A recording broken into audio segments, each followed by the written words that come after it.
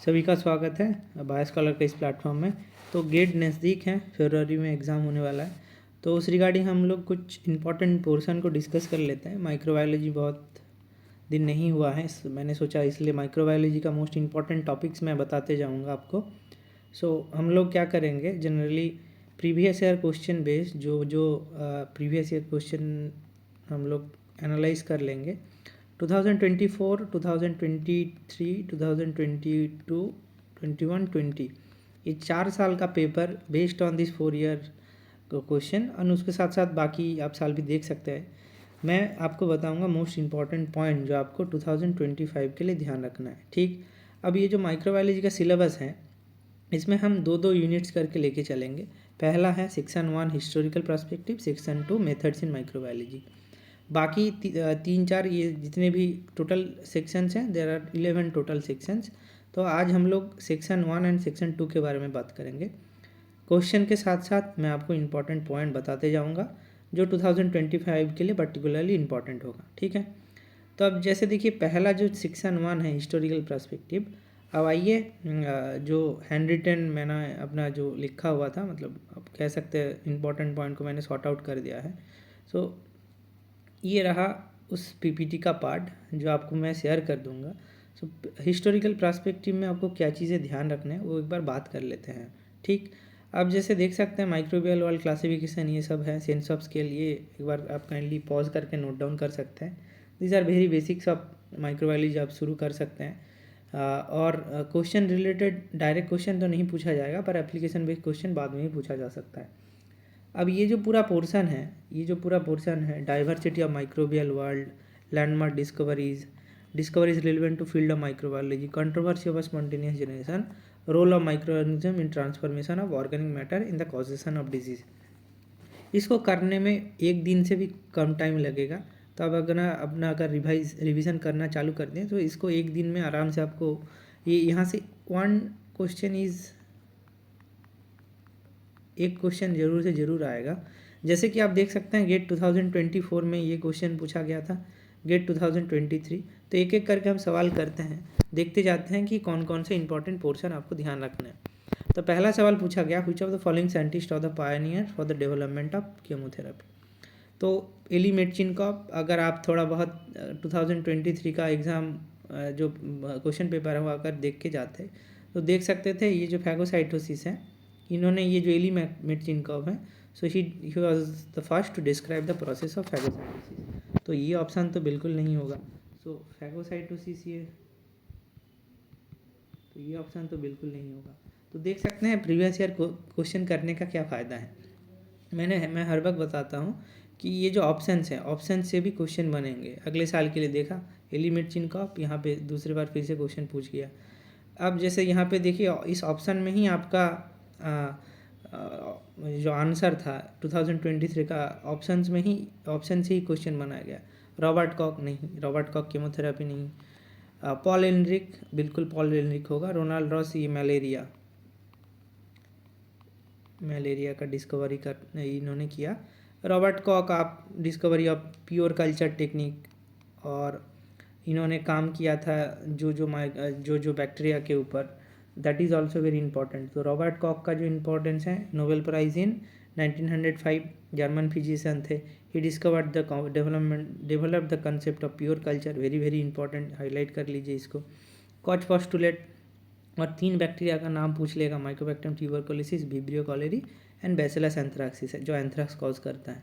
And agar as a solidifying media, इन्होंने क्या दिखाया, ये जो वाल्टर ऐसे था, जो इनका लैब अटेंडेंट थे, सो उनका जो वाइफ था Angelina, so she used as solidifying agent. तो उन्होंने देखा कि अगर आप अगार यूज़ करोगे इंस्टेड ऑफ बाकी solidifying agent, agar is more suitable for culturing solid, for as a solid media.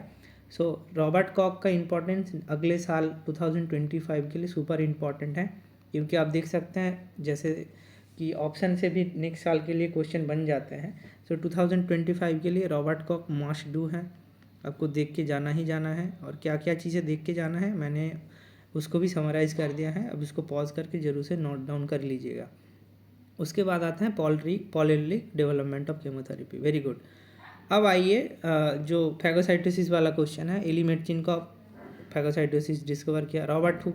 पहला जो सेल का कंसेप्ट है ये रॉबर्ट हुक, रॉबर्ट कॉक अभी देखा आपने, Paul Ehrlich is a pioneer development of chemotherapy. तो मैंने बताया ये जो पूरा पोर्शन है इसमें रॉबर्ट कॉक से अभी तक क्वेश्चन नहीं आया 2024, 23, 22 में। तो रॉबर्ट कॉक सुपर इम्पॉर्टेंट, उसके साथ साथ और बाकी रोनाल्ड रॉस ये भी क्वेश्चन पूछ सकता है।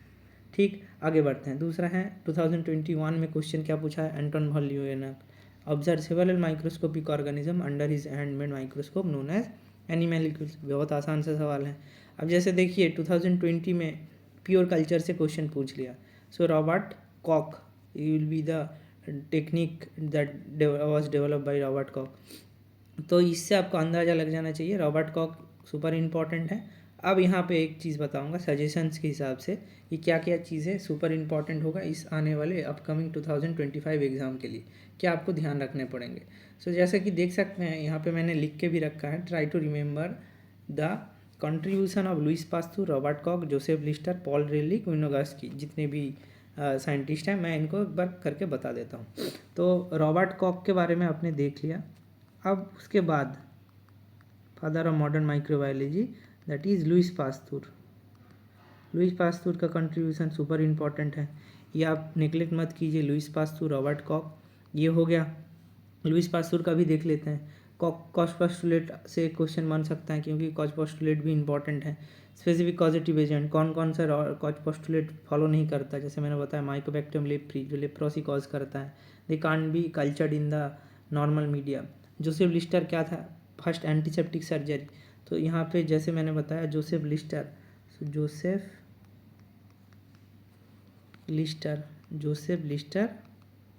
Used phenol as antiseptic surgery. Very good, ये हो गया आपका एक इम्पॉर्टेंट पॉइंट। तो ये प्रिडिक्शन है। रॉबर्ट कॉक के ऊपर 2 स्टार लगा दीजिए, लुइस पास्चर के ऊपर 3 स्टार, जोसेफ लिस्टर के ऊपर 2 स्टार लगा दीजिए आराम से। अब और क्या बचा है, नीचे और जाना पड़ेगा आपको। एलिमेंट जिनका पढ़ लिया हमने, मॉरिसस वेजिरनिक एंड सर्जी विनोग्रास्की, ये एनवायरमेंटल माइक्रोबायोलॉजी का पार्ट है। अभी क्वेश्चन अभी तक बना नहीं है, तो हाई प्रोबेबिलिटी है यहाँ से क्वेश्चन बनेगा। सो मॉरिसस वेजिरनिकी, तो मैंने बोला यहाँ पे और 2 स्टार लगा देते हैं। वेजिरनिकी, इन्होंने क्या किया था, first to isolate nitrogen fixing bacteria and sulphate reducing bacteria. So इनका कंट्रीब्यूशन पूछ लिया जाएगा। सॉयल माइक्रोबायोलॉजिस्ट थे, कंट्रीब्यूशन सॉयल माइक्रोबायोलॉजी। एंड उसके साथ साथ Winogradsky chemolithotroph, enrichment culture, selective media, Winogradsky column, ये 3-4 टर्मिनोलॉजी इनसे जुड़ा हुआ है। Winogradsky, selective media, enrichment culture, जो मैं बता रहा हूँ बस उतना ही कर लीजिए, आपका श्योर शॉट यहाँ से ही मिल जाएगा, कहीं पे जाने की ज़रूरत नहीं है। Enrichment, selective media, enrichment culture media, उसके साथ साथ जो विनोग्रास्की कॉलम है, those are very very important. तो ये रहा एनरिचमेंट कल्चर टेक्निक। ये और दूसरा ये chart, Rouse sarcoma virus tumour causing virus discover किया था। पॉल रेलिक सिफिलिस ट्रीटमेंट, यहाँ से अब जैसे यहाँ पे पूछ लिया ना पॉल रेलिक के बारे में, पहला केमोथेरेपी, तो 2025 में तो पॉल रेलिक के बारे में पूछेगा नहीं। अगर पूछा, मैं मान लेता हूँ 1% अगर चांस है ये केमोथेरेपी रिलेटेड पूछ लेगा, तो इनका जो डिस्कवरी है that is Salvarsan neo Salvarsan, यहाँ से क्वेश्चन पूछेगा। इनका जो डिस्कवरी है that is Salvarsan neo Salvarsan, कहाँ गया, यहाँ पे मैंने सर लिखा भी है, John Tyndall Nobel Prize in मॉरिसस वेजिरनिकी, पॉल रेलिक, हाँ Paul Ehrlich, Salvarsan neo Salvarsan for the treatment of syphilis. तो यहाँ पे आप 1% चांस के लिए लिख लीजिए, यहाँ पे that is 1% chance. Paul relic से क्या क्वेश्चन पूछेगा, नेक्स्ट क्वेश्चन जो पूछेगा दैट इज़, अगर पूछा that is Salvarsan for the treatment of syphilis, इससे सिफिलिस, इससे सल्वर्सन, आर्सेनिक कंटेनिंग कंपाउंड्स हैं। केमोथेरापिटिक मैजिक बुलेट आप कह सकते हैं इसको, मैजिक बुलेट। मतलब मैजिक बुलेट का क्या कंसेप्ट है, आपका जो ये बैक्टीरिया को किल करेगा without damaging host. Bacteria will be selectively killed without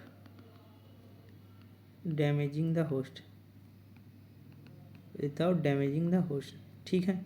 ये रहा आपका important portion. Robert Koch, neosalvarsan, Salvarsan, Joseph Louis Pasteur, Joseph Lister. मैं इनको बताऊंगा कि आप कुछ मत करके जाइए, ये जरूर करके जाइए। Louis Pasteur very very important. कौन कौन सा वैक्सीन इन्होंने डिस्कवर किया था ये भी मैंने बता दिया। कॉलेरा, एंथ्राक्स, रेबिस, कार चलाते थे लुइस पास्तूर, कार चलाते थे। उसके साथ साथ जोसेफ लिस्टर का contribution, use phenol as antiseptic surgery, बेजिनिका university column, Robert Koch, Louis Pasteur. बस that is all for section 1।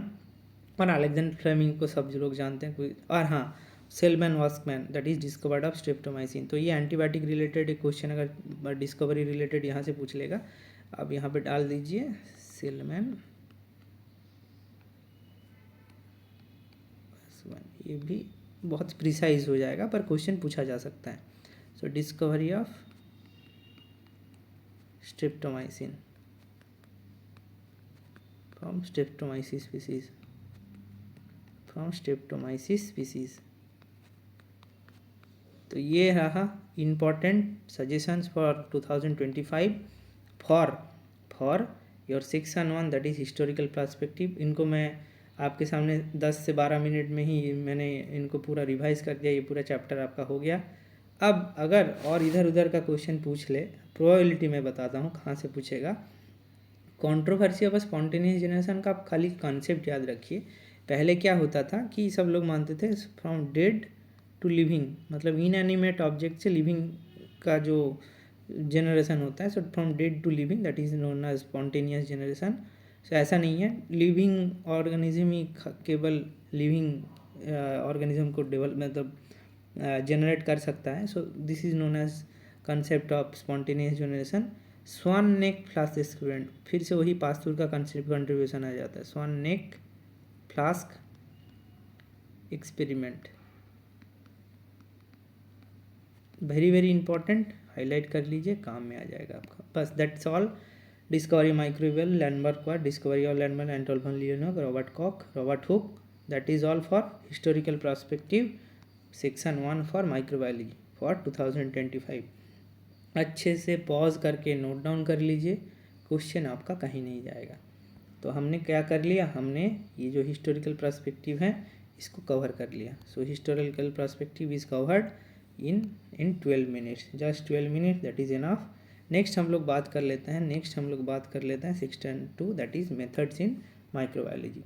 अब मेथड्स इन माइक्रोबायोलॉजी में pure culture technique, principle of microbial nutrition, enrichment culture, isolation of microorganism, antigen antibody detection, methods for microbial diagnosis, light phase contrast, fluorescence and electron microscopy, PCR, real time PCR for quantification of microbes, next generation sequencing technology in microbiology।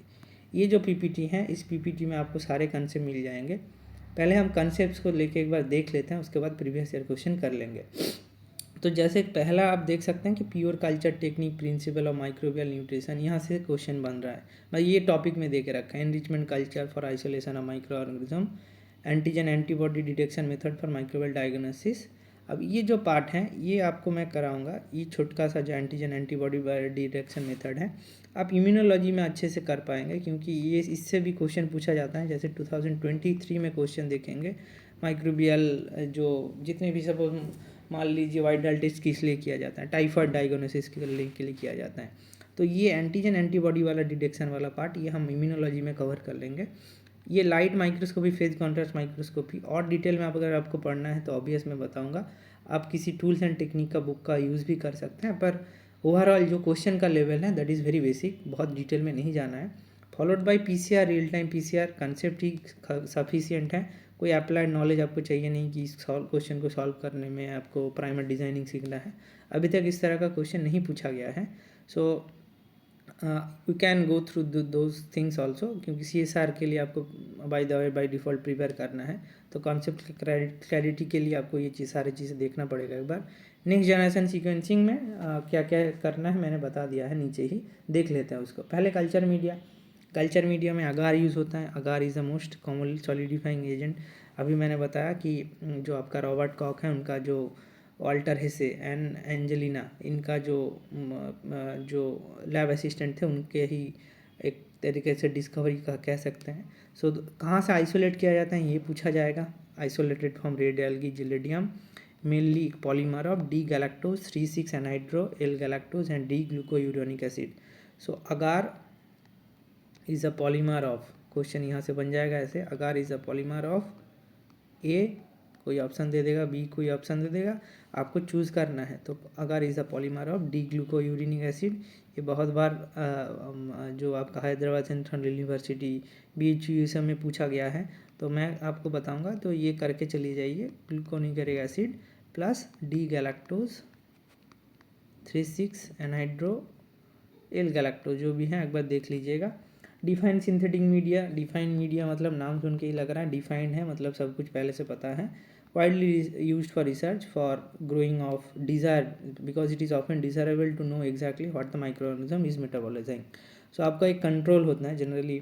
आप ये कह सकते हैं कि microbes carbon nitrogen के source के लिए, oxygen के सोर्स के लिए, कार्बन के सोर्स के लिए, this are the components that are there for their source. जैसे ग्लूकोज कार्बन सोर्स होता है, बफर जैसे जो इम्पॉर्टेंट मिनरल्स चाहिए, जैसे medium for cyanobacteria, medium for E coli. E coli को ग्रो करने के लिए magnesium sulphate, potassium sulphate, ammonium sulphate, ये सब डाला जाता है जनरली। pH 6.8 to 7 के आसपास रखा जाता है। सो ये सब के बारे में आप जानते हैं। So this is kind of allopathic दवाई जो होते हैं उसमें डिफाइंड एक concentration amount 0.2 milligram of this, 0.2 milligram of suppose this compound titanium oxide का कोटिंग होता है, जैसे होता है जनरली, तो that is known as defined media. तो कंपैरिजन में जो आप होम्योपैथी दवाई लेते हैं उसमें कोई मीडिया मतलब कंपोजिशन नहीं लिखा जाता। आयुर्वेदिक में कोई अगर सपोज मान लीजिए उसमें ये चीज़ें मेजर हैं, उसके अलावा भी कुछ कुछ unquantified, quantification is very much important. आपको एक रफ एस्टिमेट दे दिया जाता है कि this microbes is utilizing this. Next आता है कॉम्प्लेक्स मीडिया, जिसके पास ये हो सकता है कि at least one of the ingredient of non specific chemical composition, जैसे पेप्टोन, बीफ एक्सट्रैक्ट। अब beef extract as a protein source अब अगर आप यूज़ करेंगे, ये न्यूट्रिएंट ब्रॉथ के लिए हम बनाते हैं, जो लैब में कॉमनली यूज़ होता है। इसमें ढेरों सारा अमीनो एसिड्स रहेंगे। You do not have the definite idea. जैसे यहाँ पे देख सकते हैं आप कि इतना ग्राम है, साइट्रिक एसिड इतना ग्राम पर लीटर होगा, पर यहाँ पे आप देख सकते हैं as not tryptic soy broth में कौन की agar, pancreatic digest of casein, casein भी प्रोटीन है, peptic digest of animal tissue, these are not well defined. So this is known as complex media. किसके लिए यूज़ होता है, that is very important. Complex use media is use for the culture of first year. जो point बता रहा हूँ भाई कर लो, तुम्हारा काम हो जाएगा और आराम से तुम गेट क्वालिफाई करके PhD के लिए तुम आराम से कोई IIT NIT यहाँ सब में इंटरव्यू दे पाओगे। So that's the additional advantage of giving GATE. उसके साथ साथ जितने भी नेसेसरी तुम्हें फेलोशिप सब जगह मिलेगा, ऐसा कुछ बात नहीं है। आसान क्वेश्चन होता है, देख लो एक बार। For culture of fastidious organism, complicated nutrition and cultural requirement, इनके ग्रोथ के लिए हम कॉम्प्लेक्स मीडिया यूज़ होता है। ये जो चार्ट है बाबा, ये जो चार्ट है सुपर इंपॉर्टेंट है, ये जो चार्ट है सुपर इंपॉर्टेंट है। यहाँ से क्वेश्चन बनेगा। किस तरह का क्वेश्चन, ईओसिन मिथेनॉल ब्लू क्या है, मैकॉन की क्या है, मैनिटोल सॉल्ट क्या है, ब्लड अगर क्या है, वेरी इंपॉर्टेंट। इसके ऊपर मैंने बता दिया। Enrich media, selective media, differential media. Enrich media, selective media, differential media का ही ये एक्सटेंडेड वर्जन है। This are the functional type, this are the examples of media. तो blood agar is a differential media. तो पहले एक एक करके हम देख लेते हैं, है ना। तो पहला है सिलेक्टिव मीडिया। सिलेक्ट क्या है, सिलेक्ट क्या करना है आपको, that allows the growth of a particular microorganism while inhibiting the growth of others. क्यों मैं बता रहा हूँ, इस तरह का क्वेश्चन आपको डायरेक्टली मिल जाएगा। किस में, ये जो आप प्रीवियस ईयर क्वेश्चन देखोगे आप, ये जैसे देख सकते हैं, ये रहा एक क्वेश्चन पूछा गया है बेस्ड ऑन मीडिया। ये 2020 में क्वेश्चन पूछा गया है, उसके बाद क्वेश्चन नहीं पूछा गया है। तो मैं ये बताऊंगा 2025 के लिए मेथड्स इन माइक्रोबायोलॉजी का, मतलब सेक्शन 2 का मीडिया रिलेटेड क्वेश्चन एक बनने का प्रोबेबिलिटी बहुत ज़्यादा अमाउंट में है। 2025 section 2 media, that is complex media क्या है, उसके साथ साथ डिफरेंशियल मीडिया, और जो आपका सिलेक्टिव मीडिया, और आपका क्या था differential, selective and enrich media. इन तीनों का कॉम्बिनेशन से क्वेश्चन बन सकता है, एंड सिलेक्टिव एंड डिफरेंशियल और एनरिच। अब जैसे यहाँ पे क्वेश्चन पूछा गया है, an example of differential and selective media in which colonies of gram negative bacteria produce large amount of acidic product and appear green with a metallic sheen. अब जैसे देखिए इन तीन चार पॉइंट में ही, इस पूरे चार्ट में ही आपको वो सारी चीज़ें मिल जाएंगे, है ना। जैसे पूछा कि क्वेश्चन पूछा कि जो ग्राम नेगेटिव बैक्टीरिया है इनमें से कौन सा जो मीडिया है उसमें ये ग्राम नेगेटिव ग्रो करते हैं and they have this green with metallic sheen. अब जैसे देख सकते हैं, पहले एक एक करके देख लेते हैं। Eosin methylene blue, two dyes there are eosin and methylene blue inhibit the growth of gram positive, they also react with acidic product released by certain gram negative bacteria when they use lactose or sucrose as a carbon or and energy source. Colonies of gram negative bacteria that produces large amount of acidic product have a green metallic seed, that is bacteria such as E. coli। और इसी को आप अगर microbiology से background से belong करते हैं, faecal coliform test किया जाता है लैब में जनरली, फीकल कॉलीफॉर्म बैक्टीरिया जिसको बोला जाता है। So E coli belongs to that. So it is a selective and differential media. Selective किस लिए? It is selecting between gram positive and gram negative, इनके बीच में सिलेक्शन हो रहा है। डिफरेंशियल किस बेसिस पे हम कह रहे हैं? डिफरेंशियल इस बेसिस पे कह रहे हैं कि जो ग्राम नेगेटिव में ऐसे हो सकता है कोई लोग लैक्टोज एंड सुक्रोज को एनर्जी एंड कार्बन सोर्स के हिसाब से नहीं यूटिलाइज कर रहा होगा।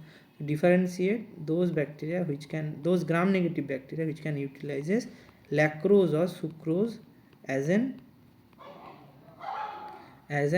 कार्बन और energy source, as an energy source. ठीक, ये से यहाँ से एक क्वेश्चन बन जाएगा आपका। दूसरा है मैकॉन की, ये भी बहुत जाना पहचाना सवाल पूछा जाता है। इसमें भी ग्राम नेगेटिव को ग्रो किया जाता है as a use, they as use carbon and energy source. The colonies of those release acidic product are red. यहाँ पे कॉम्पोजिशन वाइज थोड़ा डिफरेंस है, ये जैसे देख सकते हैं, are bile salt and crystal violet. तो इसमें bile salt and crystal violet रहता है which inhibit the growth of gram positive bacteria. दिखने में कुछ ऐसा है, ये है यूसिन मिथिलीन ब्लू, ये है मैकॉन की अगार मीडिया। ठीक, डिफरेंशियल मीडिया में जैसे आप देख सकते हैं डिफरेंशिएट कर सकते हैं different based on the characteristics. जैसे ब्लड अगार हो गया, अल्फा बीटा और gamma haemolytic bacteria, Streptococcus pyogenes, इनके पास so they needs blood, they need blood for their growth. उसका भी क्लासिफिकेशन आप देख सकते हैं, कोई ज़्यादा अमाउंट में किया, कोई कम में किया, कोई और कम में किया। So that is differential media. So एक क्वेश्चन आपको गारंटी है मीडिया पोर्शन से मिल जाएगा, एक क्वेश्चन है सेक्शन 2 में मीडिया। सो ये जो पार्ट है या इस पार्ट से आपको डेफिनेटली एक क्वेश्चन मिल जाएगा, that is pure culture, principle of microbial nutrition, enrichment culture and isolation of microorganism. That is very much important. एक क्वेश्चन मैंडेटरी इस रीजन से आपको मिल जाएगा। आगे बढ़ते हैं, जो पॉइंट्स हम बात कर रहे थे एक बार इसके बारे में देख लेते हैं। यहाँ पे पूछा गया है identification of microorganism. So previous year question में आइडेंटिफिकेशन ऑफ माइक्रोऑर्गेनिज्म से काफ़ी 2-3 सवाल पूछे गए हैं हर साल। अब यहाँ पे देख सकते हैं लास्ट में कि PCR quantitation of microbes, next generation sequencing technology in microbiology. So ये जो पोर्शन है, this is you can say has classification of microorganism. So classification of microorganism कैसे किया जाता है, वहाँ से क्वेश्चन बनेंगे 2025 के लिए। पर्टिकुलरली मैं इम्पॉर्टेंट बता रहा हूँ, अप्रॉक्स आप 2-3 स्टार आराम से लगा सकते हैं। Classification of microorganism, classification of microorganism, और आप कह सकते हैं डिटेक्शन हम कैसे करेंगे, डिटेक्शन हम कैसे करेंगे। सो अगर आप देखिए इस पीपीटी में मैंने आपके पास डाल दिया है, ये रहा क्लासिफिकेशन ऑफ माइक्रो ऑर्गेनिज्म में जो जो इम्पॉर्टेंट टेक्निक्स हैं, जैसे phage typing, fatty acid profiling, flow cytometry, DNA fingerprinting, nucleic acid hybridization, Southern blotting, ribo typing, ribosomal rRNA sequencing, इसको बोला जाता है आरआरएनए सीक्वेंसिंग, जिसमें 16S आरआरएनए को सीक्वेंस किया जाता है। जैसे आप जानते हैं जो आपका जो 16S स्मॉल राइबोसोमल सब यूनिट है जिसके पास ये 16S RNA रहता है उसके बेस में सीक्वेंसिंग किया जाता है। Fluorescent in situ hybridization, dichotomous key DNA chip and micro array. So ये 10 और एक है सेरोलॉजिकल टेस्टिंग में एलाइसा भी यूज़ किया जाता है। तो इतने जो सारे टेक्निक हैं 10-11 टेक्निक हैं, based on that we can detect presence of micro organism. जैसे डीएनए हाइब्रिडेशन एक बता देता हूँ एज एन एग्जांपल। फिश तो बहुत इंपॉर्टेंट पोर्शन है माइक्रो ऑर्गेनिज्म डिटेक्ट करने के लिए। इसमें हम बेस्ड ऑन प्रोब्स मतलब जैसे आप प्राइमर समझते हैं, सो दीज आर प्रोब्स जिसके पास एक फ्लोरेसेंट टैग है। सो अगर बाइंड होगा, हाइब्रिडेशन होगा, तो we can visualize this. So RNA को अगर हम टारगेट कर रहे हैं राइबोसोम का फ्लोरेसेंटली लेवल oligonucleotide probe, they will bound to this target ribosomal RNA and हमें डिटेक्शन मिल जाएगा। So this is known as fluorescent in situ hybridization. In situ condition में हम हाइब्रिडाइज करके डिटेक्ट कर रहे हैं। और दूसरा जैसे यहाँ पे देख सकते हैं डीएनए हाइब्रिडेशन, ये भी काफ़ी इंपॉर्टेंट एक कॉन्सेप्ट है। ये ऑर्गेनिज्म ए का डीएनए है, ये ऑर्गेनिज्म बी का डीएनए है। तो आपने क्या किया, हीट दिया। अब जैसे जानते हैं मेंटल टेम्परेचर होगा, उसके बाद ये दोनों double standard DNA will be converted into single standard DNA. This single standard DNA बनने के बाद आपने इसको कंबाइन कर दिया, मिक्स कर दिया। तो जिस रीजन में आप जैसे देख सकते हैं 2 डीएनए अगर हाइब्रिडाइज कर गया तो दीज आर आइडेंटिकल ऑर्गेनिज्म। क्यों होगा? ये कॉम्प्लीमेंट्री बेस पेयरिंग का होगा। इसमें कुछ होगा जो अपने साथ हाइब्रिडाइज कर देगा अगर self hybridization, and this process is known as complete hybridization, जिसमें ऑर्गेनिज्म आइडेंटिकल होगा। तभी ना, अरे भाई जी के सामने सी होगा, दूसरा ऑर्गेनिज्म जी के सामने सी होगा, पर्टिकुलर खाली एक जगह नहीं। So it should be at a stretch. जैसे देख सकते हैं पूरा, तो सपोज ये 100 बेस पेयर है, 100 बेस पेयर में पूरा मैच हो गया। So it does mean that these are identical. अगर पार्शियल हुआ तो ऑर्गेनिज्म आर रिलेटेड, अगर नहीं हुआ तो these are non related. Question क्या पूछा गया था, which of the following method are use for identify microorganism. पहला होगा न्यूक्लिक एसिड हाइब्रिडेशन, दूसरा होगा साउदर्न ब्लॉटिंग, तीसरा होगा 16RNA सीक्वेंसिंग। ये जो 10-11 टेक्निक हैं, ये कहीं भी आपको दिखे ये होगा, ऑलवेज भी एप्लीकेबल। ये बुक का ही पार्ट है, ये टोरटोरा से मैंने लिया है। आप रेफरेंस भी मांगना चाहते हैं तो बता देता हूँ, टोरटोरा से मैंने लिया है। वेरी इंपॉर्टेंट पोर्शन है। तो ये 3 ऑप्शन हो गया। दूसरा, which of the following methods can be applied to identify bacterial species. एक फिश, दूसरा है PCR followed by sequencing of the amplicon. Very important, यहाँ पे भी मैंने लिख दिया। आपने फ्लो साइटोमेट्री दिया, finger printing, nucleic acid hybridization, ribotyping and ribosomal RNA sequencing, fluorescent in situ hybridization. So ये nucleic acid hybridization, DNA finger printing और पॉलीमरेज चेन रिएक्शन में हम लोग क्या करते हैं, एक स्पेसिफिक रीजन को हम लोग एम्पलीफाई करते हैं उस बैक्टीरिया का, और जो भी आइडेंटिफाई करने के लिए। सपोज मुझे डिटेक्ट करना है एक सॉइल से माइक्रोब्स आइसोलेट क्या मैं डिटेक्ट करना चाहता हूँ। सपोज मान लेता हूँ इकोलाई को डिटेक्ट करना चाहता हूँ। एक इकोलाई का जीन स्पेसिफिक आप अगर प्राइमर डिज़ाइन कर लीजिए और PCR करेंगे followed by sequencing of the amplicon, तो आपको पता चल जाएगा which gene it is particularly.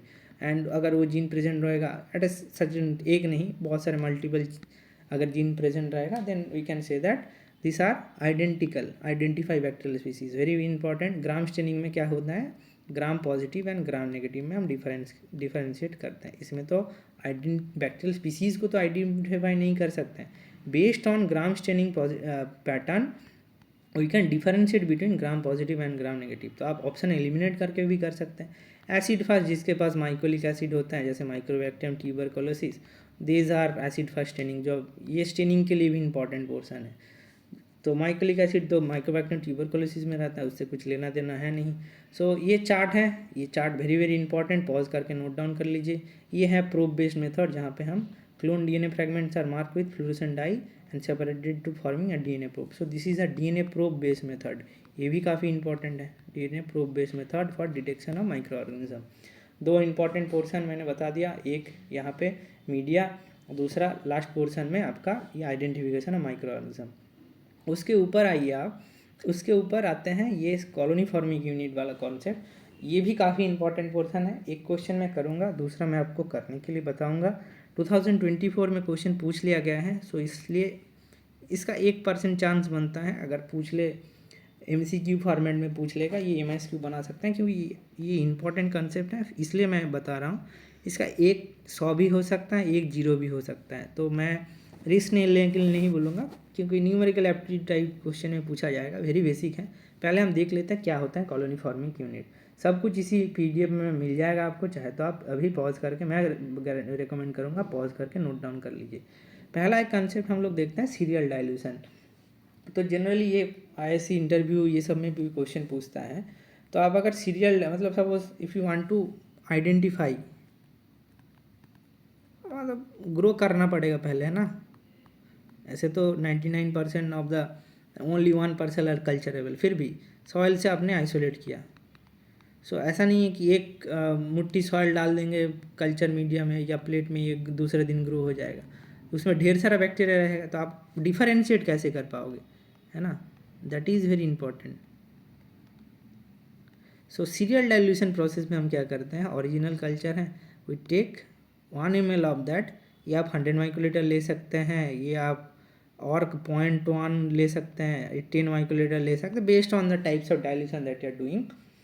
Serial dilution में हम बैक्टीरियल लोड कम करते हैं, जैसे आप देख सकते हैं दिस है 50,000 सेल, इसको हमने 10 फोल्ड डाइल्यूट कर दिया तो एक जीरो कट जाएगा 5,000, इसका और डाइल्यूट कर दिया 500, और डाइल्यूट कर दिया 50, और डाइल्यूट कर दिया 5 सेल्स। सो कॉलोनी फॉर्मिंग यूनिट का जो कंसेप्ट है, तो वायबल सेल काउंटिंग, वायबल मतलब क्या, वायबल मतलब भाई जो जिंदा है उसी को वायबल बोलेंगे ना, वायबिलिटी है। तो आप बताइए, अगर कॉलोनी हम बोलते हैं, जैसे जैसे isolation and concept of pure culture. अब प्योर कल्चर का जो कंसेप्ट था उसमें क्या था, एक माइक्रो ऑर्गेनिज्म दूसरे माइक्रो ऑर्गेनिज्म के साथ मिक्स नहीं होना चाहिए, उसी को प्योर कल्चर बोलेंगे। तो ये इस माइक्रो ऑर्गेनिज्म का प्योर कल्चर हो गया, ये इस माइक्रो ऑर्गेनिज्म का प्योर कल्चर हो गया, जिसमें ये खाली ब्राउन कॉलोनी ही दिखेगा। अब ये एक बैक्टीरिया डिवाइड करके 2 होगा, as a according to binary vision 2 से 4, 4 से 6 होगा। तो जब ये कॉलोनी फॉर्म होगा, so it have millions of cells एक कॉलोनी में, तभी तो वो कॉलोनी दिखता है कि उसमें बहुत सारे सेल्स हैं। सो वायबल सेल्स, लिविंग सेल्स अगर नहीं होगा, वो डिवाइड कर पाएगा, बिल्कुल नहीं डिवाइड कर पाएगा। सो कॉलोनी जब जब भी बनता है, it means that they have this living और viable cells, that is very obvious. अब इसको करने के लिए आपको generally we do by serial dilution to take a particular range. किस क्या रेंज, अब अगर आप देखेंगे, अगर 30 to 300 cells produce are countable, जिसको आप काउंट कर सकते हैं, एक पेट्री प्लेट में आप काउंट कर सकते हैं, this are the number of colonies that are form. अगर बहुत ज़्यादा डाइल्यूट हो गया तब भी दिक्कत है, अगर बहुत ज़्यादा रह गया, मतलब बहुत कम डाइल्यूशन हुआ तब भी दिक्कत है। तो 30 to 300 अगर नंबर ऑफ सेल्स आ रहे हैं, that is known as your decent number of cells, so that it can count number of viable cells. So a measure of concentration of live viable bacterial cells capable for reproducing when grown on a petri plate in cells per ml। 1 ml में हमेशा ध्यान रखिए, 1 ml क्या मैंने बताया, CFU का formula, CFU का formula है CFU in original sample that is cells per ml। Colony forming unit, कितने बैक्टीरिया कॉलोनी फॉर्म कर सकते हैं, that is colony forming unit. इसका मतलब है लिविंग सेल्स, इसका मतलब है वायबल सेल्स, कितना बैक्टीरिया वायबल है। अब जैसे number of colonies form divided by volume of sample plated in ml into dilution factor. जैसे यहाँ पे देख सकते हैं 10⁻⁶ टाइम डाइल्यूट हुआ, तो यहाँ पे जैसे डाइल्यूशन फैक्टर देख सकते हैं 10⁻², ये भी 10⁻², ये भी 10⁻², क्योंकि हम क्या कर रहे हैं, इसका 10 माइक्रोलीटर इसका मिस किया, इसको 10 माइक्रोलीटर मिस किया, तो 1 इंटू, आप देख सकते हैं 1 इंटू जो रेशियो सैंपल डाइल्यूशन होते जा रहा है, तो जो रेशियो डाइल्यूट हो रहा है 10⁻², 10⁻⁴, 10⁻�6, 10⁻⁵, 10⁻² फोल्ड करके डाइल्यूट हो रहा है। आपको सिंपल क्या करना है, ये फार्मूला थोड़ा ध्यान रखना है। ये फार्मूला क्यों मैं ध्यान रखने के लिए बात कर रहा हूँ, क्योंकि आप अगर बहुत ज़्यादा उल्टा पुल्टा कॉन्सेप्ट लगा देंगे तो गलती होने का चांसेस है। ऐसे भी फंडामेंटल कॉन्सेप्ट में ही आता है, अगर आपको काउंटिंग आता है तो आप कर लेंगे। तो फिर भी मैं ये बताऊँगा, number of colonies form divided volume of sample in ml। हमेशा अगर माइक्रोलीटर में दे दे, आप उसको ml में कन्वर्ट करना पड़ेगा। जैसे 100 माइक्रोलीटर 0.1 ml, तो 1000 माइक्रोलीटर मतलब 1 ml, है ना। तो इसके हिसाब से आप कन्वर्ट कर लीजिएगा बस। अब एक क्वेश्चन करके देखते हैं, तब आपको पता चल जाएगा। जैसे ये क्वेश्चन पूछा गया था 2024 में, इसलिए मैं बता रहा हूँ, not that so important but important. बताएं, landfill sample was analysed by dilution and plating technique for viable bacterial count when 1 gram of landfill samples were diluted 1 into 10⁻⁴। सो ये रहा आपका डाइल्यूशन फैक्टर, ये मिल गया आपका डाइल्यूशन फैक्टर। अब पहला जब ये CFU रिलेटेड आ गया तो आप लिख लीजिए CFU is equal to number of colonies volumes plated per ml into dilution factor. अब ये जो डाइल्यूशन फैक्टर है ये है आपका 10⁻⁴, 1 इंटू 10⁻⁴ डाइल्यूशन फैक्टर। अब ये है 400 CFU, तो CFU बता के रखा है, CFU 400 द वायबल सेल्स पर इन मिलियन, पर ml ही होगा, CFU पर ml में ही होता है, CFU पर ml है ना। तो CFU 400 है, तो बोला है viable cells, total number of viable cells in 1 gram landfill sample, मतलब भाई कितना बैक्टीरिया था उस बैक्टीरियल सैंपल्स में, कैसे पता करोगे? अगर 400 ये कॉलोनीज दिखा रहा है, 400 CFU दे रहा है, कॉलोनी फॉर्मिंग यूनिट दिखा रहा है। सो नंबर ऑफ जो तुम्हारा ये नंबर ऑफ कॉलोनीज, इसको ही आप देखोगे, इसको ही कैलकुलेट करने के लिए CFU 400 है, तो हमें number of viable bacterial count करना है।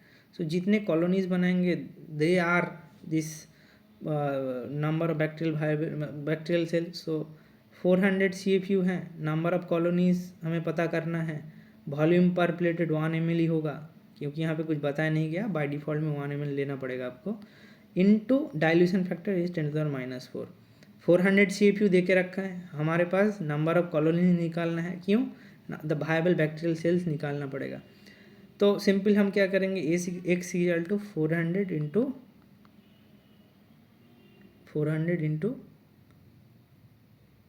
10⁻⁴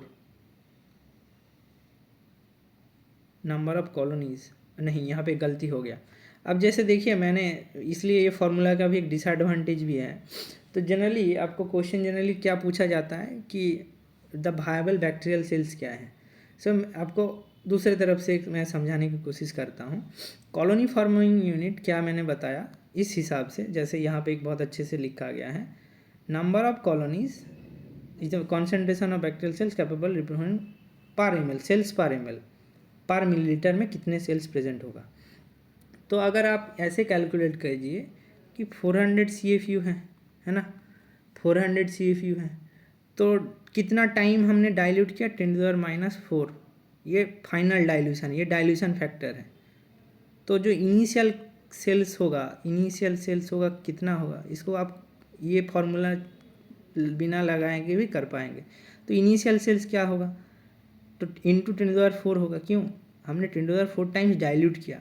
सो सिंपल क्या कर देंगे, 400 इंटू 10⁻⁴ होगा आपका सेल्स मिलियन से। सो 4 इंटू 10⁻⁶ सेल्स होगा। मैंने क्या बोला, जो अनडाइल्यूटेड सैंपल है दैट इज व्हाट, उसमें जो बैक्टीरियल लोड था वो हमें निकालना है। तो हमने 10⁻⁴ टाइम हमने डाइल्यूट कर दिया। डाइल्यूशन फैक्टर मतलब, अरे भाई उल्टा करके बोल रहा हूँ, डाइल्यूशन फैक्टर आपको निकालना है। सो सिंपल भाषा में आप अगर ये समझे कि बैक्टीरियल सेल्स विदाउट अनडाइल्यूटेड सम सेल्स क्या है, दैट इज हमको क्या करना है, सिंपल इसमें 10⁻⁴ को इंटू 400 कर देना है, तो ये निकल जाएगा आपका अनडाइल्यूटेड सैंपल में कितने बैक्टीरियल सेल्स है, that is 4 million cells per ml, 4 million cells in million in 1 gram of landfill sample will be there. Same इसी तरह ये जो क्वेश्चन है इसमें देखिए 100 माइक्रोलीटर, अब इसमें बता दिया है कि हमने 100 माइक्रोलीटर लिया है। सो 100 माइक्रोलीटर हमने लिया है, so volume of sample plated is 100 microlitre, that is 0.1 ml is equal to 0.1 ml। Number of bacterial cells, number of colonies is 4, so 4 into 4 divided by number of that is dilution factor into volume of cultured bread। so volume कितना हमने लिया, volume is 0.1 ml into dilution factor कितना है 10⁻⁴, dilution factor is 10⁻⁴। so हो गया 4 into 0.1 into 10⁻⁴, तो 10⁻⁴ ऊपर चला जाएगा और ये 1/10 हो जाएगा, ये ऊपर चला जाएगा, 4 इंटू 10⁵, 4 इंटू 10⁵ हो जाएगा, और ये 0.1 था, 4 इंटू 10⁵ हो जाएगा, सो 0.4 इंटू 10⁶ हो जाएगा, इन मिलियंस पर ml हो जाएगा। ये 1 ml के लिए हम लोग हमेशा 1 ml के लिए कैलकुलेट करते हैं। तो इसमें हम अगर फॉर्मूला लगाएंगे that is number of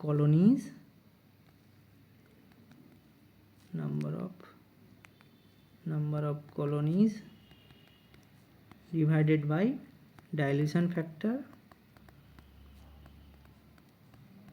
into your volume plated is your CFU that is in ml। तो ये फार्मूला लगाएंगे आराम से आ गया। जैसे देखिए यहाँ पे निकालने के लिए बोला है। इसमें क्या किया, जैसे मैंने यहाँ पे गलती किया, इसमें आप अगर लगाएंगे नहीं आएगा, तो सिंपल यहाँ पे बता दिया गया है कि अनडाइल्यूटेड सैंपल में कितना होगा। तो सिंपल हमें ये कैलकुलेशन फॉलो नहीं करना है। इसमें हम 10⁻, जो -4 था, मतलब कितना टाइम डाइल्यूट किया, 10⁴ टाइम, तो हमने उसको सिंपली मल्टीप्लाई कर दिया, इसके हिसाब से आंसर आ गया। तो ये कंफ्यूज मत हो जाइए, जैसे मैंने यहाँ पे अभी फिर से हुआ, क्योंकि मैंने ये जो फार्मूला है उसके अकॉर्डिंग चलने की कोशिश किया, दैट इज़ नॉट सजेस्टेड। आप आराम से ये पॉइंट एक बार नोट डाउन कर लीजिए, आपको काम में आ जाएगा। अब उसके बाद माइक्रोस्कोपी रिलेटेड सवाल बनेगा। माइक्रोस्कोपी रिलेटेड क्या सवाल बनेगा, ये जो पोर्शन है, इस पोर्शन में ही माइक्रोस्कोपी का जिक्र है। क्या जिक्र है भाई, माइक्रोस्कोपी में क्या क्या है, माइक्रोस्कोपी का मैग्नीफिकेशन, माइक्रोस्कोपी का रेंज, ये सबसे क्वेश्चन बनता है। ये पूरा चार्ट में आपको मैंने यहाँ पे बता दिया है। जो न्यूमेरिकल टाइप ऑफ क्वेश्चन पूछेगा वो एबेज इक्वेशन से क्वेश्चन पूछेगा, दैट इज़ जो आपका minimum, that is limit of resolution, जो रिजॉल्विंग पावर जिसको बोला जाता है, that is dependent on numerical aperture and lambda is the wavelength of light that are using. उसके साथ साथ difference between dark field, bright field and phase contrast microscopy. Kindly इस पूरे चीज़ को एक बार देख लीजिएगा। और उसके साथ साथ लाइट एंड इलेक्ट्रॉन माइक्रोस्कोपी का डिफरेंस, ये भी उस सिलेबस में है, तो मैंने इसको रख दिया है। क्वेश्चन जिस तरह से पूछा जाता है, जैसे 2024 में पूछा गया है, fluorescence microscope with an objective lens of numerical aperture 1.5 is used for with a light wavelength of lambda is equal to 600 nanometer or numerical aperture is 1.5. The lateral resolution limit of the microscope rounded of the nearest integer will be, so d is equal to 0.5 lambda by numerical aperture। तो d निकालने के लिए बोला है, lateral resolution limit of resolution 0.5 into क्या होगा, lambda 600, numerical aperture 1.5। तो ये रहा आपका आंसर आ गया। तो इसको करेंगे तो इनमें आएगा 200। So in integer that will be 200 nanometre will be the answer. दूसरा क्या, एबेज इक्वेशन हमेशा याद रखिए, 0.5 लैम्डा बाय न्यूमेरिकल अपर्चर। यहाँ पे पूछा है कि न्यूमेरिकल अपर्चर क्या है, तो numerical aperture is nothing but n sin theta. Sine theta बता दिया है, n is the refractive index of that media, refractive index of that media। so 1.5 is the oil immersion के लिए 1.5 into 0. sin theta sin 58 degree, that is 1.5 into 0.85। ये रहा आपका answer 1.275 which is approx 1.3। तो इसका आंसर हो जाएगा 1.3। तो ये रहा आपका डायरेक्ट क्वेश्चन जो पूछा जा सकता है। ये भी 2024 में पूछा है, that's why it is not that important. पर इसका MCQ 2020 में पूछा है बेस्ड ऑन एबेज इक्वेशन और माइक्रोस्कोपी का एप्लीकेशन के ऊपर। सो माइक्रोस्कोपी का एप्लीकेशन के ऊपर ये क्वेश्चन बनने का प्रोबेबिलिटी है। सो फिर से एक बार मैं समराइज़ कर देता हूँ। माइक्रोस्कोपी से अगर क्वेश्चन पूछा तो इस बार MSQ टाइप या फिर MCQ type Abbe's equation related question बनेगा। और आप टाइप्स ऑफ माइक्रोस्कोपी एक बार देख के जाइए, जिसमें फेज कॉन्ट्रास्ट क्या है, जैसे it will not provide 3 dimensionalism, जैसे फेज कॉन्ट्रास्ट मैंने बोला। बाकी सारे differential interference contrast microscopy, confocal, atomic force, this all gives 3D information of a cell, but it will not, this phase contrast will not give, simple phase contrast के basis पे काम करते हैं। तो ये रहा माइक्रोस्कोपी रिलेटेड सजेशन। अब दूसरा एक छोटा सा पार्ट रह गया है, दैट इज़ इस सिलेबस में ये जो आपका क्वेश्चन जनरली पूछा जाता है methods in microbiology related, biotechnology related question पूछा जाता है। ये है इस तरह का सवाल, जो रिस्ट्रिक्शन एंजाइम मैपिंग आप जो पढ़ते हैं, रिस्ट्रिक्शन एंजाइम मैपिंग CSR के लिए उस तरह का क्वेश्चन पूछा जाता है। जैसे एक प्लाज्मिड को मैंने डाइजेस्ट किया, 3 साइट है, हिंड 3 यानी इको साइट है, कंप्लीट डाइजेशन, तो कितने फ्रैगमेंट मिलेंगे? तो जितने फ्रैगमेंट मिलेंगे आप देख सकते, काउंट कर सकते हैं। ये लीनियर होगा तो अलग होगा और सर्कुलर होगा तो अलग होगा। मैं अगर सर्कुलर एक प्लाज्मिड को एक रिस्ट्रिक्शन एंजाइम से काटूँ तो एक ही फ्रैगमेंट मिलेगा, अगर 2 से काटूँ तो 2 मिलेगा। पर अगर मैं लीनियर जो है, लीनियर को मैं अगर 1 से काटूंगा, एक रिस्ट्रिक्शन एंजाइम से, there will be 2 fragment. Linear को अगर 2 से काटूंगा 1 2 3 फ्रैगमेंट विल बी जनरेटेड। 4 मत कर देना, डबल नहीं हो जाएगा। So kindly please note it down, यहाँ से क्वेश्चन बनने का प्रोबेबिलिटी है। सत्यनारायण के बुक से मैं रिकमेंड करूँगा आप ये रिस्ट्रिक्शन एंडोन्यूक्लियस वाला पार्ट एक बार कवर कर लीजिएगा। सो रिस्ट्रिक्शन एंडोन्यूक्लियस वाला पार्ट आप सत्यनारायण बुक से कवर कर लीजिएगा। इस तरह का क्वेश्चन बनता है, जैसे 1 mole of circular bacteria plasmid, ये आपका होमवर्क है, आप करके नीचे लिख दीजिए क्या आंसर होगा। ये है important, most important point. Section 2 microbiology के लिए मैंने क्या क्या बताया, सेक्शन 2 माइक्रोबायोलॉजी के मैंने इंपॉर्टेंट पॉइंट बताया। मीडिया, माइक्रोस्कोपी, इस बार MCQ पूछा जाएगा और MSQ पूछा जाएगा। दूसरा रिस्ट्रिक्शन डाइजेशन, ये पूछा जा सकता है इस बार।